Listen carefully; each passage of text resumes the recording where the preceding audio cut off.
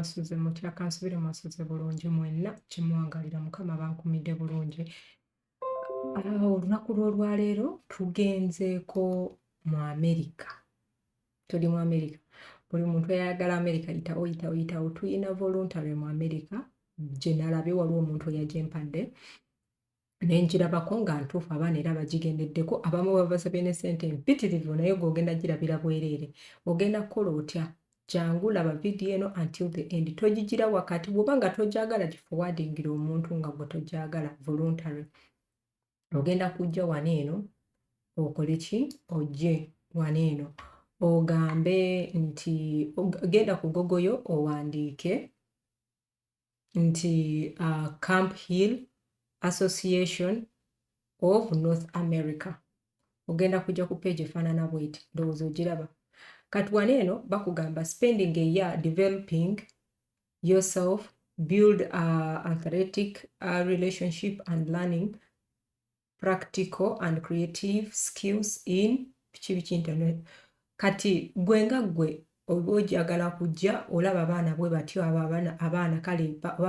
bazaala batya bwe batyo osobola okubagira ate naawe kennyini n'ofuna skills oba okitegeera baba abantu omukyala muddugavu mwali mulimu abazungu abantu bwe batyo gwenga gwe n'okola voluntary naye era munnange osasulwa oba okitegeera kati era ne wano eno nga bakugamba when you volunteer with Camphill, you experience a different way to be in the world. You engage your passion for helping people and the earth,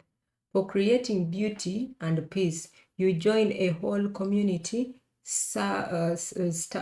striving together to cultivate a life that is joyful. Wobanga gwe kennyini oyagala bintu bingi nnyo by'ofunamu. Ekisooka bintu bingi nnyo manyi kati bw'oba ogenze Katonda ng'akuyambye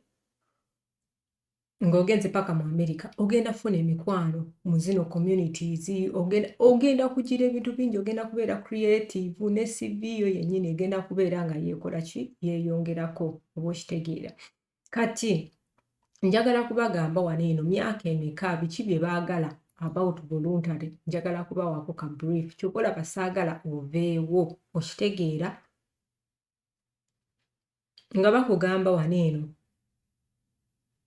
esi yange badde evuddeko anyway babadde bakugamba wano eno in Camphill you will grow faster than you imagine possible, build deep lasting relationship and develop practice and creative ebyo byonna byofunamu. Spend a year in one of our 15th sustainable community oba okitegeera nga bagamba oba applyinga tandika wano nga wano osobola okugira vidiyo n'olaba kampu yaabwe eri etya biki ebyo byonna osobola okukola ki osobola okubigira n'ekulaga kati ndowooza olaba abaana mu babeekingira kati era wano bakulaga nti our voluntary often join us after graduation their direction still unclear biki gwe byennyini byesomere then olabeko gwe kennyini olabeko biki traditional biki bingi nnyo sagala kola eno video ebeere empanvu nnyo njagala mugimalirizeeko kati njagala tugende ku apply kubanga apply awe wali tagali abantu abasinga we batamanyi osobola okwesomera ku life in Camphill eri etya community baba abantu ababeeramu baba baddugavu naawe ojja kubeera omu ku baddugavu abalimu find community we have a diverse collection of community across the United States and Canada okitegeera so gikozese bambi gikozese academic study with us also oba okitegeera kuliko ebintu bingi not only nti okola voluntary osobola osoma nabo biibyawo bannange life in your classroom biibyo banna ebintu birungi oba okitegedde balyaguzibwa buli kaseera balya biibyo byesomere mukwano kati ogenda kujja waneno ogambe apply kati kankugambe wano kale apply osobola okuta applyingira wano sooka applyingira wali woolaba ekigambo ki apply kati waneno nga wetulaba gwe toyina email tojja waneno no emailinga jangu wano ogambe sign up waneno ng'oba ogamba toyina account then ogambe sign up kati ebiseera ebisinga eno gundi eno nina kye nagirabyeko esikattiramu wonyiga ogusooka neegaana ddamu oginyigeko wonyiga ogusooka neegaana ddamu oginyigeko okitegeera kye nkugamba nti esikattira simanyi lwaki okitegeera eno gundi yaabwe that is how it is naye totya weegaana ng'oddamu ng'okigira weegaana ng'oddamu kubanga nabigize over like 5 times ku gundi ku simu ne ku laptop kati gwe wennyini ndaba weefunamu obuzibu togamba nedda ebintu biganye nedda giddemu ogigireka tugende kanteekemu erinnya gwani kanteekemu kati nze njijuzaamu waneeno ntaddemu erinnya teekamu erinnya eriri mu passport ntaddemu erinnya nenteekamu n'enamba y'essimu ne email gikole ki giwandiika emirundi ebiri email eriyo oba okitegedde teekamu date of birth teekamu kati kangeze oba oli mu makindi ewano oba oli simanyi kifo ky'olimu oba okitegeera oteekewo kati nze ntaddewo mu makindi Mbaraka eri mu Central Region nenteekawo postcode 256 bw'oba olina Skype name giteekewo ng'ogamba continue okitegeera naye nga okontinuwinga oba okitegedde kankubulira ekintu kino ebiseera ebisinga eyo bangambye provided email is already registered kubanga nagikozesaako oba okitegeera kati gwe nga gwe ataakozesaako ku email eyo gwe kozesa email yo nze neyo nagikozesaako ky'oba olaba engambye bwe nti which means already nze ndi registered oba okitegeera ogenda kunyiga continue weeyongereyo okitegeera kati nze kanteekemu just email gyesikozesangakokko eno nagigezesaakokko ogijjuzeemu yonna woonojja waneeno ogenda kujja waneeno ogambe how did you hear about us gamba internet kati wana ebiseera ebisinga waliwo obuzibu nti wobanga ogizeewo ebiseera ebisinga egaana nja kugamba tegaana naye oyina okugezaako woogira waneeno continue ebiseera ebisinga egaana okugenda naye nze nagigezezaako emirundi ng'esatu ng'egaana naye weegaana wonyigaano continue n'egaana nga onyiga mu blank space okitegeera kansubire tulyoke wonyigaawo ku continue n'egaana kyoba okola olaba kino ekibangirizi kino ekiriwo white wojja n'okoona then omala n'onyiga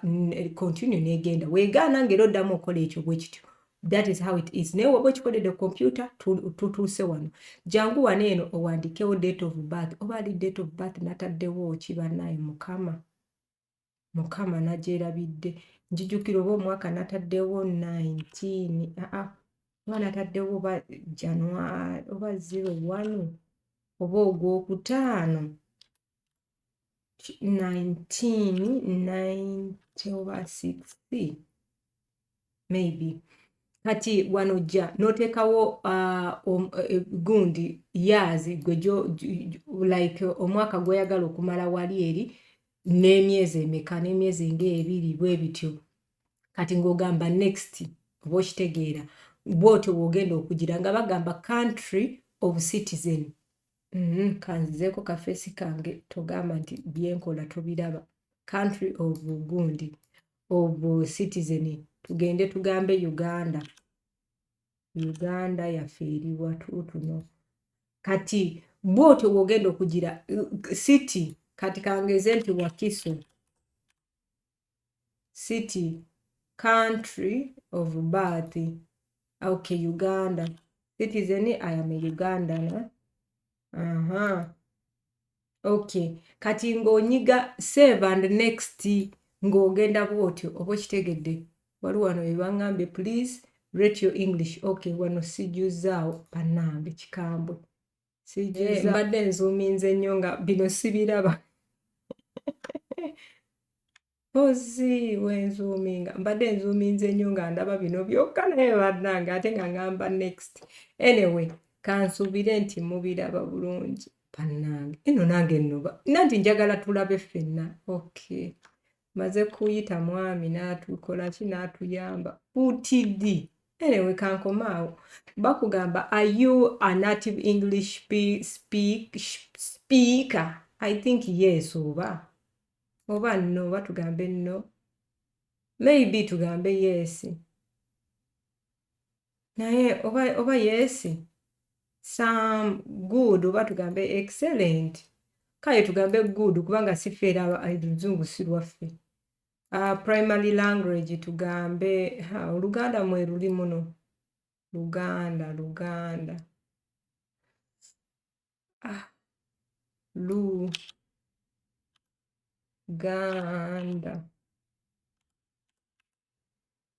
maybe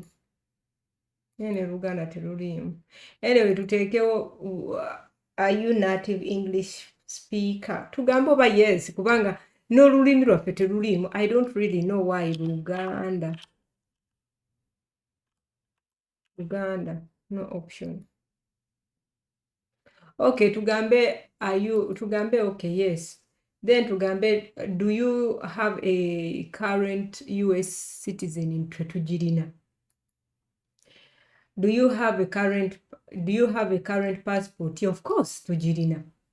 then ngekuga banaate tulina okuwandika expiry date the names oba kati amanya n'ataddewo ba Aneti ani Aneti oba Namubiru bannange Namubiru sikyajjukira gwe teekawo amannya go tugambe expiry date expiring ddi nga gumu January 11th ogwokutaano 2030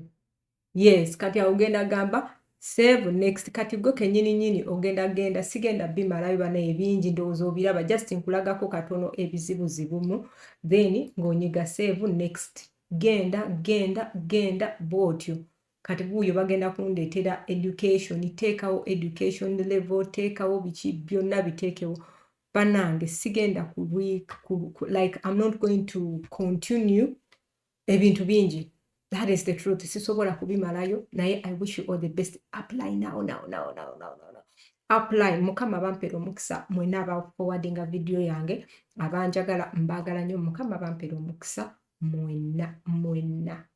may God bless you like and share don't forget